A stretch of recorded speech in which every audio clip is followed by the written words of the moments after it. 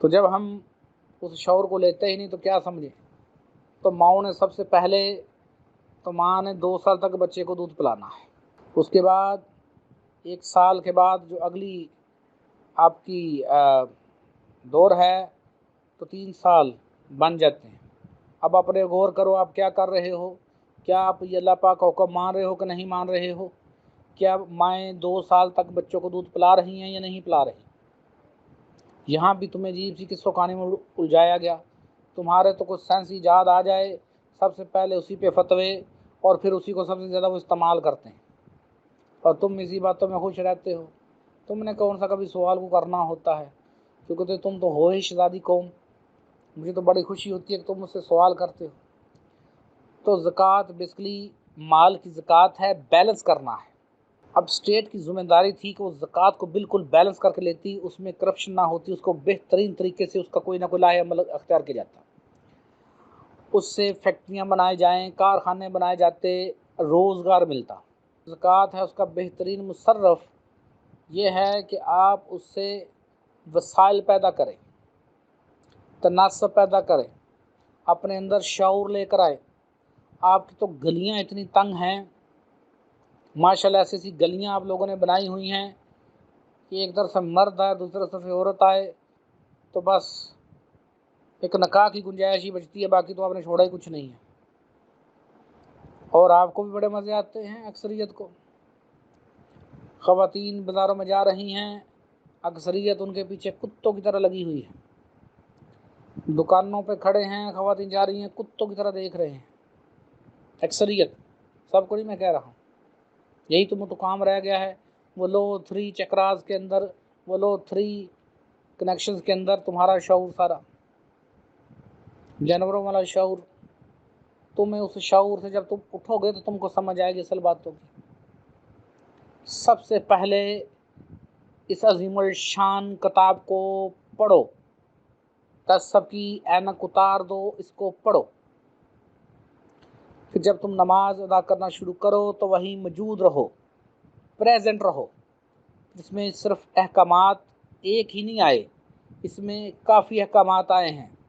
یتیم کی عزت کرنی ہے، مسکین کو کھانا کھلانے کی رغبت دلانی ہے، اصلاح معاشرہ کے کام کرنے ہیں، وہ سارے کام تم نے کرنے ہیں۔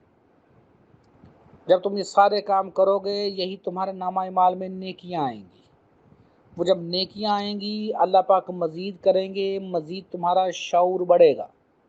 میں نے اپنے بارہا لیکچرز میں کہا ہے 30% تمہاری محنت ہے، 30% ٹیچر کی طرف سے محنت ہے، جو میں کرواتا ہوں ٹیچر کی محنت اس کے مشن سے منسوب ہوتی ہے۔ 40% تمہارے جو نیک مال ہے، اور نیک مال میں اس وقت میں جو سمجھتا ہوں سب سے بڑی بات عوام کو شعور دینا ہے۔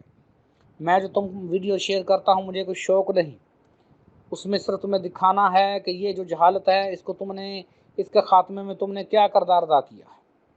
وگرنہ اگر تم کردار ادا نہیں کرتے ہو تم تو بچے ہو، لیکن تمہاری نسلیں آگے کسی نہ کسی شے میں قابو آ جائیں گی، یہ بات ذہن میں رکھنا۔ جو وقت کا پہیہ ہے یہ گھوم رہا ہے، یہ بدل نہیں سکتا، یہاں تو اس کو بدلنے کی طاقت پیدا کر لو، اگر نہیں ہے تو پھر اس چکے جو گھوم رہا ہے، جو پہیہ گھوم رہا ہے اس کو بڑے دھیان سے گھماؤ، اس کو عقل مندی اور شعور کے ساتھ چلو، وگرنہ کچھ حال نہ ہوگا۔ تم لوگوں نے ندی نالوں پر مکان بنائے، ان کو بند کیا، اب جب بارشیں ہوتی ہیں تو وہی گندا پانی تمہارے گھروں کے اندر آتا ہے، وہی گٹر کا پانی جسے تم بڑی نجاست سمجھتے ہو تمہارے گھروں کے اندر آتا ہے۔ کیوں آتا ہے؟ تمہاری پلانا کوئی نہیں، تم سوچتے نہیں ہو، تم نے کبھی دیکھا ہی نہیں، تمہارا بجٹ پیش ہوتا ہے تم نے کبھی پڑھا ہی نہیں، تم کو پڑھانا ہے۔ میرے جو دوست اس قابل ہو، اگر کسی کے پاس اتنا سرمایہ ہو تو پلیز اپنا ایک سکول تو بناؤ، شروع تو کرو چھوٹا موٹا کام۔ اگر میرا مشن سٹرانگ ہو گیا تو ضرور ہم سکول بنائیں گے، ہم کالج اور یونیورسٹی بھی بنائیں گے۔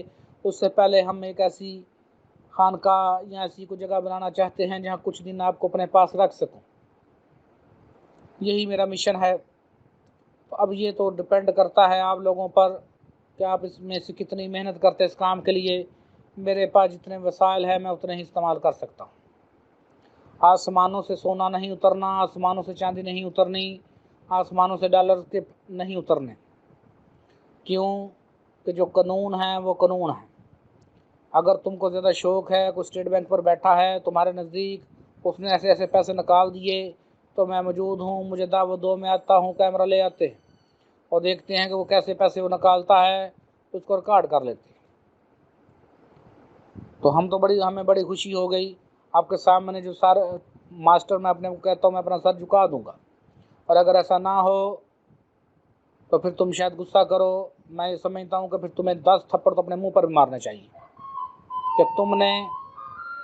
कि तुम्हारे सोने बनाने वालों ने, तुम्हारे हक मुर्शद सच मुर्शद ने क्या किया है फलाह माशा फलाह इंसान के लिए।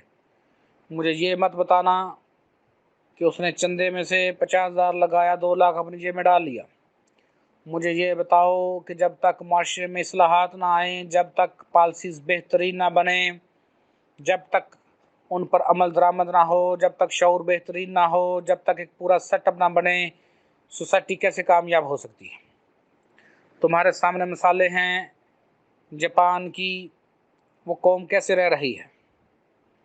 तुम उनको देख कर भी अपने अंदर शऊर पैदा ना करो तो फिर क्या कहा जा सकता है। तुम्हारी नालियाँ गंदी हैं, तुम्हारे गलियाँ गंदी हैं। मेरे जो दोस्तों की कोई दुकान है, प्लीज़ जहाँ पर भी हो, अगर वो उस मेन सड़क के साथ है तो जहाँ तुम्हारे हिस्से में आगे मट्टी है तो कोई फ़र्क नहीं पड़ता, 2-4 हज़ार रुपया लगेगा। वो अपना हिस्सा तो कम से कम सड़क से थोड़ा सा नीचे रख कर उसको पक्का कर लो, ताकि कम से कम वहाँ से तो मट्टी ख़त्म हो। जहाँ मुमकिन हो अपनी दुकानें जो हैं वहाँ पे गमले रखो, खूबसूरती रखो। अल्लाह खूबसूरत है और ख़ूबसूरती को ही पसंद करता है। तो मुख्तसर बता रहा हूँ, पहले नमाज़ पढ़ना शुरू करते हैं, फिर अल्लाह पाक फजल करते हैं। विदिन टाइम जब आप मौजूद रहेंगे तो वो कायम भी नमाज हो जाएगी। और ज़कात जो है वो आपकी माली इबादत है। आप जो कमाते हैं उसमें से कुछ रखिए फलाह माशा फलाह इंसान के लिए। ज़कात जो है वो फलाह माशा फलाह इंसान के लिए ही है। तो उसके साथ साथ वर्क करते जाइए, अल्लाह पाक करम करेंगे। ये अगर आप शऊर ले लेते हैं तो कामयाबी, अगर आप ये शऊर नहीं लेते तो नाकामी है। अगर इस सवाल का जवाब देते हुए कोई कमी पेशी हो गई है तो अल्लाह पाक से माफ़ी की दरख्वास्त है, और मुझे उम्मीद है कि अल्लाह पाक बड़े माफ़ करने वाले, बड़े रहम करने वाले।